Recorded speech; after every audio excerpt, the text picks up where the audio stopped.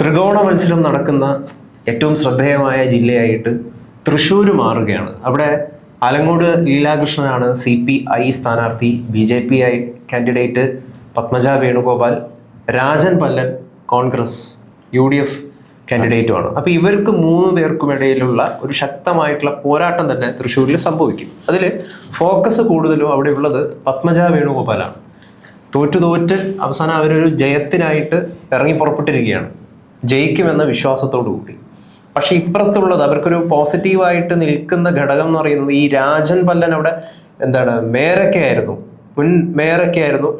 അതിൻ്റെതായ അടിത്തട്ടിലെ ജനങ്ങളൊക്കെ ആയിട്ട് ഉള്ള പ്രവർത്തനമൊക്കെ ഉണ്ട്. പക്ഷെ ഒരു സ്റ്റേറ്റ് വൈഡ് നോക്കുകയാണെങ്കിൽ ആരാണ് ഇദ്ദേഹം ഈ രാജൻ പല്ലൻ എന്നുള്ളൊരു തോന്നലും രൂപപ്പെടുന്നുണ്ട്. അപ്പൊ എന്തായിരിക്കും തൃശ്ശൂരിൽ സംഭവിക്കുക?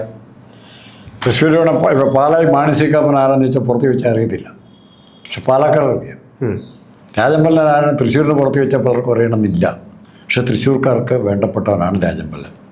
പെരുമാറ്റം കൊണ്ടും എല്ലാം കൊണ്ടും ജനങ്ങളുമായി ബന്ധപ്പെട്ട് നിൽക്കുന്ന നേതാവാണ് രാജൻ പല്ലൻ. പിന്നെ രണ്ടാമത്, തൃശ്ശൂർ ബേസിക്കലി ഒരു കോൺഗ്രസിൻ്റെ സീറ്റാണ്. കോൺഗ്രസിൻ്റെ സീറ്റ് ഇല്ലാതായതിൻ്റെ കാരണം ഈ കരുണാകരൻ കുടുംബത്തിലുണ്ടായ അധികാര തർക്കവും അല്ലെങ്കിൽ അധികാരത്തിന് വേണ്ടിയുള്ള പരക്കം പാച്ചിലുമാണ്. പത്മജ മത്സരിച്ച് തോറ്റു, മുരളീധരൻ വടക്കാഞ്ചേരി മത്സരിച്ച് തോറ്റു, സാക്ഷാൽ കരുണാകരൻ തന്നെ തോറ്റിട്ടുണ്ട് തൃശ്ശൂർ ജില്ലയിൽ.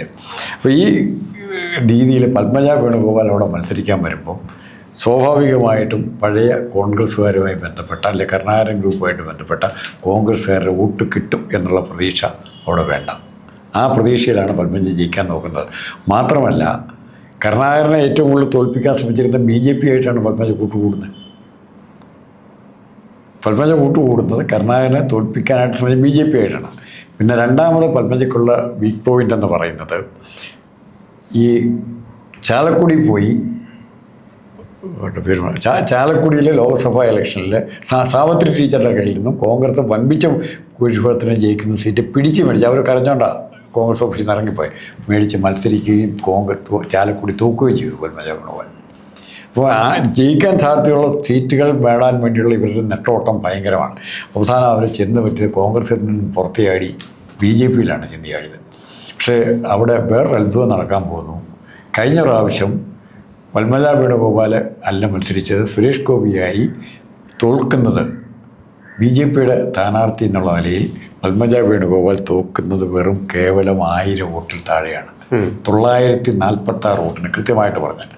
ആ സ്ഥിതിക്ക് വേണമെങ്കിൽ പത്മജയ്ക്ക് ജയിക്കാനുള്ള സാഹചര്യം അവിടെയുണ്ട്. ആ സാഹചര്യം വെച്ചാണ് നിൽക്കുന്നത്. പക്ഷേ 3-ാം സ്ഥാനത്തായിരുന്നു അവിടുത്തെ കോൺഗ്രസിൻ്റെ സ്ഥാനാർത്ഥി. കോൺഗ്രസിൻ്റെ സ്ഥാനാർത്ഥിയും BJP സ്ഥാനാർത്ഥിയും തമ്മിലുള്ള വ്യത്യാസം എത്രയുള്ളത്? 4000 വോട്ടിൻ്റെ വ്യത്യാസമാണ്. അവിടെ CPIക്കാരനാണ് ജയിച്ചു വരുന്നത്. BJP രണ്ടാമത്, കോൺഗ്രസ് മൂന്നാമത് പോയി. CPIയുടെ സ്ഥാനാർത്ഥി C. ബാലചന്ദ്രൻ, അയാൾ ജയിച്ചു കഴിഞ്ഞ ഉടനെ തന്നെ അൺപോപ്പുലറായി, ജനങ്ങൾക്ക് സ്വീകാര്യനല്ലാതായി. പക്ഷെ പകരം CPI രംഗത്തേക്ക് കൊണ്ടുവന്നിരിക്കുന്നത് ആലങ്കോട് ലീലാകൃഷ്ണനാണ്. ആലങ്കോട് ലീലാകൃഷ്ണൻ സാഹിത്യ, ബൗദ്ധിക, സാംസ്കാരിക മേഖലയിൽ അറിയപ്പെടുന്ന ആളാണ്, എഴുത്തുകാരനാണ്. ആ രീതിയിൽ അറിയാം. പക്ഷേ ജനങ്ങളുമായിട്ടുള്ള ബന്ധം കമ്മി. CPI എന്ന് പറഞ്ഞാൽ അച്യുതമേനോൻ, VV രാഘവൻ തുടങ്ങിയ പ്രഗത്ഭന്മാർ ജയിച്ച സ്ഥലമാണ് തൃശ്ശൂർ. ഈ തൃശ്ശൂർ കരുണാകരൻ്റെ മകളാണ്. അപ്പം ഒരു സ്ത്രീ കാൻഡിഡേറ്റ് ആണ്. നമുക്കറിയാം സുരേഷ് ഗോപിയുടെ ഇപ്പം അദ്ദേഹം MP ആയിട്ട് വരുമ്പം അദ്ദേഹം ഈ റോഡ് ഷോ വിജയിച്ച് വന്നതിന് ശേഷമുള്ള റോഡ് ഷോ കാണാനായിട്ട് ഞാനൊക്കെ ഉണ്ടായിരുന്നു, അത് റിപ്പോർട്ട് ചെയ്യാനായിട്ട് പോയിട്ടുണ്ടായിരുന്നു. അപ്പം അവിടെ കണ്ട ഒരു ഞെട്ടിപ്പിക്കുന്ന കാര്യം എന്താണെന്ന് വെച്ച് കഴിഞ്ഞാൽ, ഏറ്റവും കൂടുതൽ പിന്തുണയ്ക്കാനായിട്ട് സുരേഷ് ഗോപിയെ വരവേൽക്കാനായിട്ട് അവിടെ ഒത്തുകൂടിയത് സ്ത്രീകളാണ്. സ്ത്രീ വോട്ട് വളരെ ഭയങ്കരമായ രീതിയിൽ സുരേഷ് ഗോപിക്ക് ഉണ്ട് എന്നുള്ളതാണ്. ഈവൻ മുസ്ലിം സ്ത്രീകൾ പോലും സുരേഷ് ഗോപിക്കായിട്ട് അവിടെ വന്നു എന്നുള്ള ഞെട്ടിപ്പിക്കുന്ന കാഴ്ച മുസ്ലിം കമ്മ്യൂണിറ്റിയിൽ നിന്ന് പോലും. അപ്പം നിലവിൽ ഇപ്പം അവിടെ മത്സരിക്കുന്നത് BJPയിൽ നിന്ന് തന്നെ, അതും പത്മജ വേണുഗോപാലിനെ പോലുള്ള ഒരു സ്ത്രീ സ്ഥാനാർത്ഥിയാണ്. അപ്പം ഇത്രയും നാള് തൃശ്ശൂരുകാര് തോൽപ്പിച്ചുവെങ്കിലും ഇനി അവരെ ജയിപ്പിക്കണമെന്ന് പറയുന്ന ഒരു തോന്നല് തൃശ്ശൂരിൽ രൂപപ്പെട്ടിട്ടുണ്ടാകുമോ? അപ്പം നാട്ടികയിൽ നിന്ന് ഒരു CPM സിറ്റിംഗ് MLA ആണ്, CPIയുടെ സിറ്റിംഗ് MLA ആണ് മുകുന്ദനാണ് BJPയിലേക്ക് പോയത്. അതെ. അപ്പൊ ഇത്തരത്തിലുള്ള പോസിറ്റീവ് ഘടകങ്ങൾ പത്മജയ്ക്ക് ഉണ്ടല്ലോ. ആ ഘടകങ്ങൾ ഉള്ളപ്പോൾ പോലും പത്മജയ്ക്ക്, താങ്കൾ പറഞ്ഞ ഒരു ഘടകം പത്മജയ്ക്ക് അനുകൂല. ഇത്രയും തോൽപ്പിച്ചു, ഇനി ഒന്ന് ജയിപ്പിച്ച് കൂടെ എന്നൊരു സഹതാപതരം അവിടെ വേണേൽ ഉണ്ടാകാം പത്മജയ്ക്ക്. അതുകൊണ്ടാണ് പറയുന്നത് പത്മജയ്ക്ക് അവിടെ തോറ്റാൽ പോലും മാന്യമായി രണ്ടാം സ്ഥാനത്ത് വരും പത്മജ. ജയിക്കാതിരിക്കാനുള്ള കാരണം ഇങ്ങനെയുള്ള പോപ്പുലാരിറ്റിയാണ്. പിന്നെ അവിടെ ഈ നായർ സമുദായം എന്ന് പറഞ്ഞാൽ 10,000-15,000 വോട്ടേ ഉള്ളൂ. സാമുദായികമായിട്ട് അവിടെ തിരിയുന്ന സ്ഥലം സാമുദായികമായിട്ട് തിരിഞ്ഞ് വോട്ട് ചെയ്തിട്ടുണ്ട്. അവിടെ ക്രിസ്തീയ സഭകളാണ് പ്രബലം. 3 സഭകളുമുണ്ട്. ആ 3 സഭകളിലും നല്ല വോട്ടുള്ള സഭകളാണ്. അവരെല്ലാം ഈ രാജൻ പല്ലനെ സപ്പോർട്ട് ചെയ്യും. കഴിഞ്ഞ പാർലമെൻറ്റ് ഇലക്ഷൻ സുരേഷ് ഗോപിക്ക് ഈ സഭകളുടെ എല്ലാ സപ്പോർട്ട് ആർക്കായിരുന്നു? സുരേഷ് ഗോപിക്കായിരുന്നു. അപ്പം ആ വോട്ടുകൾ തിരിഞ്ഞ് കോൺഗ്രസിലേക്ക് തന്നെ എത്തിയിട്ടുണ്ട്. അതാണ് ഏറ്റവും വലിയ. പിന്നെ ഈ രാജൻ പല്ലന് തൃശ്ശൂരിലെ കോൺഗ്രസിൻ്റെ അഡ്രസ്സ് എന്ന് പറയുന്നത് തെറമ്പിൽ രാമകൃഷ്ണനായിരുന്നു. സ്ഥിരമായി MLA ആയിരുന്നു. സ്ഥിരമായി MLA, തൃശ്ശൂരിൽ നിന്ന് ജയിച്ചുകൊണ്ടിരുന്ന MLA നായരാണ്. നായന്മാരുടെ വോട്ട് പിടിക്കുക മാത്രമല്ല എല്ലാ സമുദായക്കാർക്കും വേണ്ടപ്പെട്ട ആ തെറമ്പിലിൻ്റെ അനുഗ്രഹം രാജൻ പല്ലനുണ്ട്. തെറമ്പിൽ രാജൻ പല്ലൻ്റെ കൂടെയാണ്.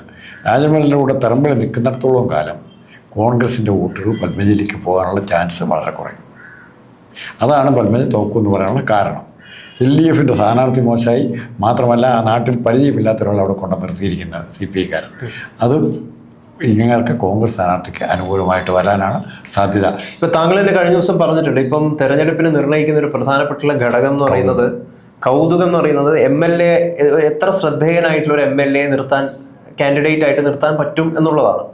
അപ്പോൾ ആ ഒരു ഫാക്ടർ നമ്മൾ പരിശോധിക്കുമ്പം കൗതുകവും ശ്രദ്ധേയവുമായിട്ടുള്ള ഒരാളെന്ന് പറയുന്നത് തീർച്ചയായിട്ടും പത്മജ വേണുഗോപാലാണല്ലോ. പത്മജ മോശം സ്ഥാനാർത്ഥി എന്ന് പറയുന്നില്ല, പക്ഷേ അവിടുത്തെ രാഷ്ട്രീയ സാഹചര്യം അതിനെ അതിജീവിക്കാനുള്ള കഴിവ് പത്മജയ്ക്കില്ല. ഇപ്പോഴത്തെ രാഷ്ട്രീയ സാഹചര്യം, ഇപ്പോൾ UDF ഇപ്പം വോട്ട് ചെയ്യാൻ പോകുന്ന ഇതിനേക്കാളൊക്കെ പ്രധാനപ്പെട്ട ഘടകം താങ്കൾ മറന്നുപോകുന്നു. ആൻറ്റി പിണറായിക്കെതിരായ വിരോധമുണ്ട്.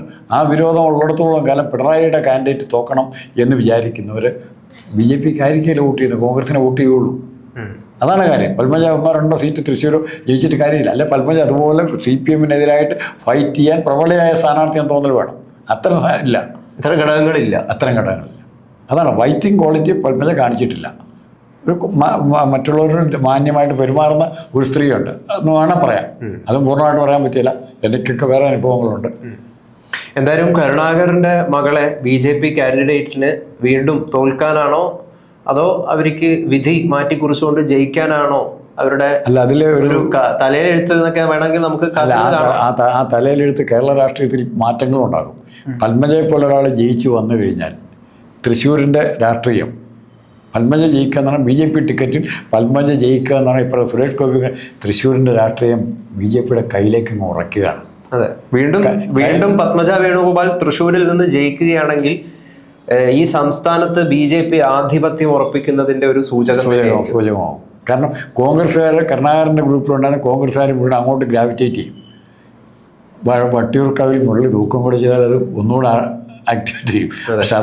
പക്ഷെ സുരേഷ് ഗോപിക്കെതിരെ നിലവിൽ പറയുന്നത് അദ്ദേഹം നിരവധിയായിട്ടുള്ള അദ്ദേഹത്തിന്റെ പല പ്രശ്നങ്ങൾ ഉണ്ടായിട്ടുണ്ടല്ലോ. തദ്ദേശ തെരഞ്ഞെടുപ്പിൽ വേണ്ട നേട്ടം BJPക്ക് നേടാൻ പറ്റില്ല. അല്ല, ഇതിൽ കോൺഗ്രസിന് അവിടെ ഒറ്റ സീറ്റ് കിട്ടി. കോൺഗ്രസിൻ്റെ തറവാടായിരുന്നു പറയാമായിരുന്ന തൃശ്ശൂർ ജില്ലയിൽ കോൺഗ്രസിന് 2021 ഒറ്റ സീറ്റ് ചാലക്കുടി മാത്രമേ കിട്ടിയായിരുന്നുള്ളൂ. അവിടുന്ന് വേണം കോൺഗ്രസ് വളർന്നു വരാൻ.